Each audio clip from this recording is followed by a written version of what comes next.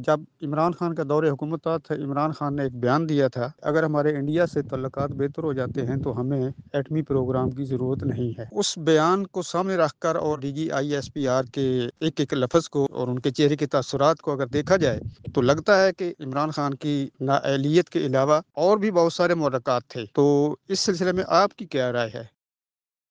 नहीं नहीं, ऐसी कोई बात नहीं है। देखिए, हमने एटमी हथियार एक्वायर करने का फ़ैसला किया था जब इंडिया ने किया था।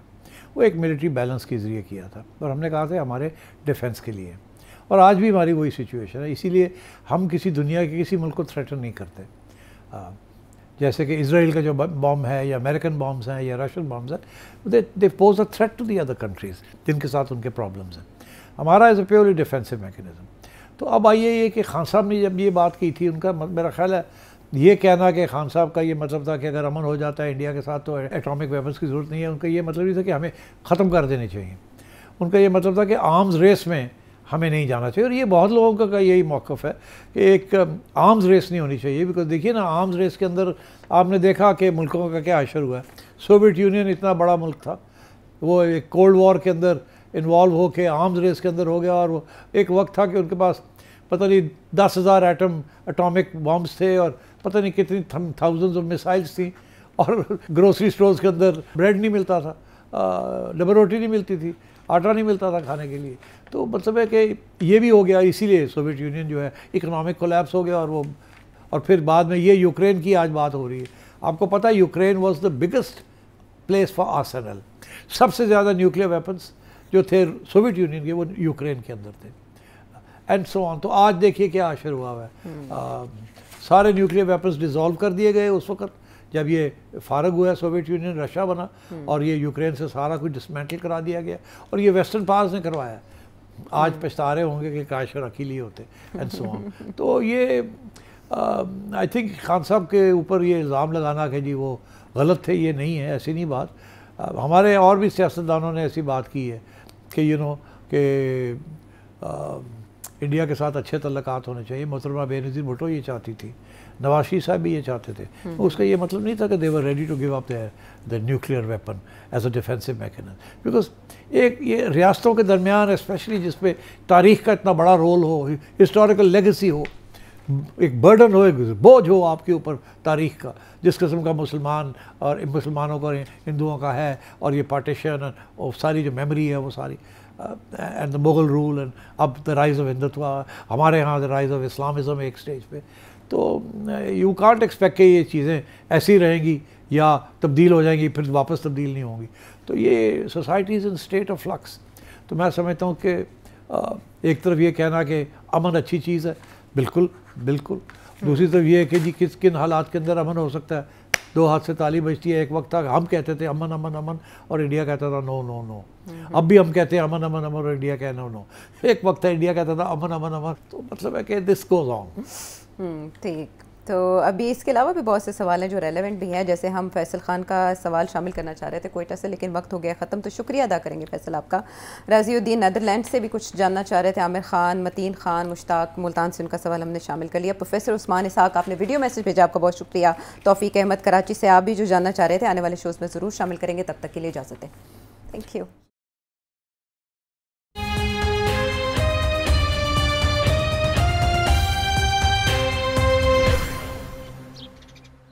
सेठी साहब की पुरजोर फरमाइश पे, ज़ाहिर है बहुत लंबी लिस्ट है और बहुत अरसे से हम ये शामिल नहीं कर पा रहे। तो सबसे पहले बढ़ते हैं तेज़ी के साथ हारूनाबाद, मोहम्मद अब्दुल्ला आवान की जानिब। रूस ने पाकिस्तान और अफगानिस्तान के दरमियान मामला तय कराने की पेशकश की थी, लेकिन वो बेल तो किसी मंडे नहीं चढ़ी। क्या रूस चाइना और इंडिया के दरमियान ताल्लुकात बेहतर कराने में कोई किरदार अदा कर सकता है या अच्छा जी, ऐसे है कि रूस और चाइना की कोशिश है कि इंडिया को साथ लिया जाए और एक 3 मेंबर स्टेट्स का एक ग्रुप बनाया जाए। उसकी जिक्र हमने पहले भी किया था जी, रिक। जी हाँ। और उसको किसी तरीके से अमेरिकन कैंप में जाने से रोका जाए।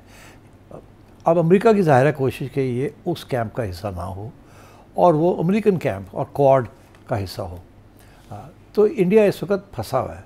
اس کو سمجھ نہیں آ رہی کہ اس نے جانا کس طرف ہے یا نہیں جانا. ایک طرف وہ امریکہ کے ساتھ تعلقات رکھنا چاہتا ہے, اچھے تعلقات رکھنا چاہتا ہے, especially on transfer of technology, and very important کہ اس کے اوپر جو سینکشنز لگ رہی ہیں آف ٹیرفس وہ نہ لگیں تاکہ اس کے جو ایکسپورٹس ہیں وہ کم نہ ہوں, بیکاز ظاہر ہے everybody is interested in increasing exports.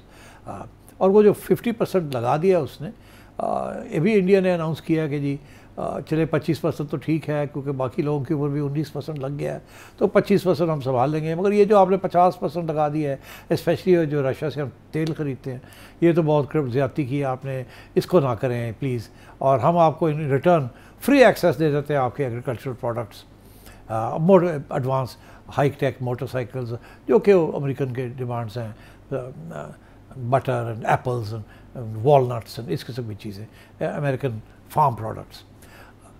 تو اس کے اوپر ابھی ڈیل آلموسٹ ہو چکی ہے, ابھی باتیں ہو رہی ہیں کہ جی بڑی ٹف نیگوسیشنز ہوئی ہیں مگر آلموسٹ ڈیل ہو جائے گی.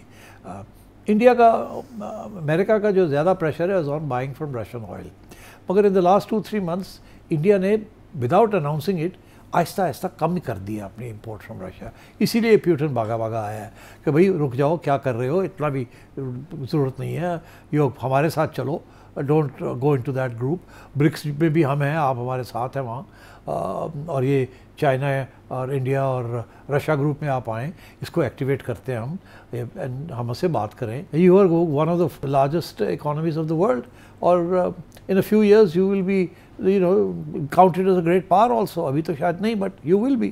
تو آپ کیوں اس کیمپ میں جا رہے ہیں؟ یہ ہمارا جو کیمپ ہے اس کے اندر باقی گریٹ پاورز جو ہے سوائے امریکہ کے باقی تو سارے یہاں ہیں, چائنا یہاں ہے, روس یہاں ہے, برازیل کی اکانومی بڑی مضبوط ہے, اب آپ بھی آئیں اینڈ سو آن. تو this is what is going on. India is in a difficult situation. اب وہ میرا نہیں خیال انڈیا چوز کرے گا. انڈیا کی پرانی یہ پالیسی رہی ہے کہ وہ دونوں کے سائڈس کو کھیلے گا, ادھر بھی کھیلے گا ادھر بھی کھیلے گا, مگر اس نے آئل لینا ہی لینا ہے رشیا سے, اور وہ یہی نیگوشیٹ کرے گا کہ جی ہمیں آپ ٹائم دیں over which to create a non dependence on Russian oil. تو اس قسم کی سچویشن ہو رہی ہے. انڈیا کسی ایک گروپ میں فل فلیش نہیں جائے گا, نہ وہ کوڈ کا حصہ فل فلیش اب بنے گا, نہ وہ رشیا چائنا کے ساتھ بیٹھ کے فل فلیش امریکہ کے خلاف بیٹھے گا. It will continue to try and play a neutral role تاکہ ادھر بھی رہے اور ادھر بھی رہے, بیکاز اس کے انٹرسٹ جو ہیں وہ دونوں طرف ہیں. ٹھیک ہے, یہ ہے انڈیا کی پوزیشن. اور اب ملتان سے مشتاق کیا جاننا چاہتے ہیں؟ سٹی صاحب, میرا ایک سوال ہے, وہ یہ ہے کہ قصاص اور دیت کے قانون کے بارے میں ہے. پچھلے دنوں اسلام آباد میں ایک واقعہ ہوا ہے جہاں پہ ایک صاحب کے بیٹے نے, جو کہ نوعمر تھا اور اس کے پاس لائسنس بھی نہیں تھے, اس نے 2 بچیوں کو مار دیا, اور اس کے بعد اسی قانون کا استعمال کرتے ہوئے اس کا بیٹا جو ہے وہ باعزت بری بھی ہو گیا. اور اس کے علاوہ ماضی میں اس کے اور بھی واقعات ہیں, اور اس کا جو فائدہ ہے وہ پاکستان کی ایلیٹ کو ہمیشہ پہنچتا رہا ہے, غریبوں کو تو اس کا کوئی فائدہ پہنچتا ہی نہیں ہے. تو آپ کا کیا خیال ہے کہ جو بھی جرم کرے قانون کے مطابق اس کو سزا دینی چاہیے؟ اور اس کے علاوہ ہم نے 27ویں ترمیم کر لی, 26ویں کر لی, اور اب یہ سن رہے ہیں کہ 28ویں بھی آ رہی ہے. تو اگر ہم یہ سب کچھ کر سکتے ہیں تو اس قانون کو صرف اس لیے نہیں ختم کیا جا رہا کہ یہ ایلیٹ کلاس کے فائدے میں جا رہا ہے؟ دیکھیے, جب یہ قانون آیا تھا تو اس وقت یہ ایلیٹ کی بات نہیں تھی. اس وقت میاں نواز شریف صاحب اور اس سے پہلے جنرل ضیاء الحق صاحب اسلامک شریعہ لانا چاہ رہے تھے یہاں. تو یہ اس وقت کے یہ قانون ہیں, اور اس کے پیچھے اسلامک جورسپروڈنس بھی ہے, اور ہماری جو اسلامک انسٹیٹیوشنز ہیں ان کا بھی فل سپورٹ ہے. اس کا اور بات ہے کہ جب یہ قانون نافذ ہو گیا تو اس کے بعد تنقید یہ ہوئی کہ ایکچولی غریب لوگ تو بیچاروں کے پاس تو بلڈ منی دینے کا تو موقع ہی نہیں ملتا, ان کے پاس تو پیسے ہی نہیں ہوتے, اس لیے جو normal law of the land ہے وہ اپلائی ہوتا ہے.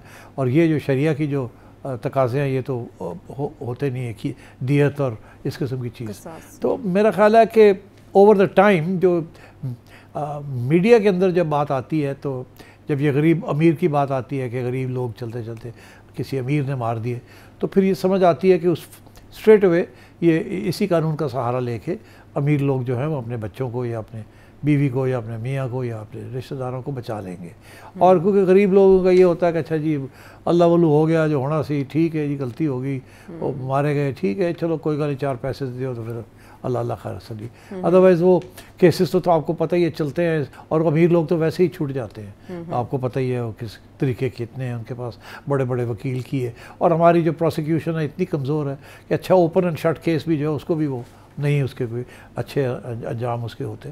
تو آئی تھنک اس کے پیچھے ایک سوسائٹل کنسنسس بھی ہے کہ چلے اور کچھ نہیں تو یہی صحیح. مگر یہ آپ کا جو موقف ہے یہ بالکل صحیح ہے. ہم نے ابھی ایسی باتیں کی تھی جب یہ آیا تھا, اور اس کا جو پریکٹیکل جو ایکسپیرینس ہے وہ یہی ہے کہ امیر لوگ اس کا فائدہ اٹھاتے ہیں, ریاستیں بھی کبھی کبھی اس کا فائدہ اٹھا لیتی ہیں. آپ کو یاد ہوگا ریمنڈ ڈیوس افیئر, جس کے اندر بہت مسئلہ بن گیا تھا کہ ایک امریکن نے مرڈر کر دیے تھے 2 پاکستانی بچوں کو, اور پھر ان کو بھی اسی قانون کے تحت چھڑا کے اور واپس کر دیا گیا, اور کوئی راستہ نہیں تھا. تو یہ, اور آپ کا یہ کہنا کہ جی اگر چاہیں تو یہ کر لیں, نہیں, ایک دفعہ کوئی اسلامی قانون پاس ہو جاتا ہے نا, اس کو واپس کرنا بہت مشکل ہے اس ملک میں. کوئی اس قسم کی ہمت نہیں کرے گا کہ یار اسی کیوں, وہ پاس ہو گیا ہے, اس کے پیچھے ایک اسلامک کنسنسس ہے, اور ہمارے کنزرویٹو لوگ ہیں, اور ہمارے ملا حضرات جو ہیں وہ انہوں نے اس کو اسٹیمپ آف اپروول دی ہوئی ہے, تو اب اس کو کیوں چھیڑیں ان چیزوں کو. ٹھیک ہے, چلنے دیں, دیکھا جائے گا. لیکن سیٹ صاحب جیسے برسا تو چلیں دباؤ میں آ کے صلح کر لیتے ہیں یا رقم وغیرہ لینے پر مجبور ہو جاتے ہیں, پھر ریاست یہ نہیں دیکھ سکتی کہ ان پہ دباؤ آئے اور ریاست پیروی کرے. ہم نے دیکھا شاہ زیب قتل کیس میں بھی یہ سوال اٹھایا گیا کہ ریاست کو پھر پیروی کرنی چاہیے ایسے کیسز کی جس میں برسا کمزور ہوں. ریاست نہیں پیروی کر سکتی نا, یہی تو میں آپ سے کہہ رہا ہوں. ریاست فیل ہو گئی ہے پیروی کرنے کے لیے, اس لیے یہ پھر اس قسم کے قانون جو ہیں وہ پھر اہمیت ان کو دی جاتی ہے. ٹھیک ہے, اور اس کے بعد پھر آپ نے جو ترمیم کی بات کی اس کا جواب بھی آپ کو مل گیا. اب اٹلی سے احمد مختار.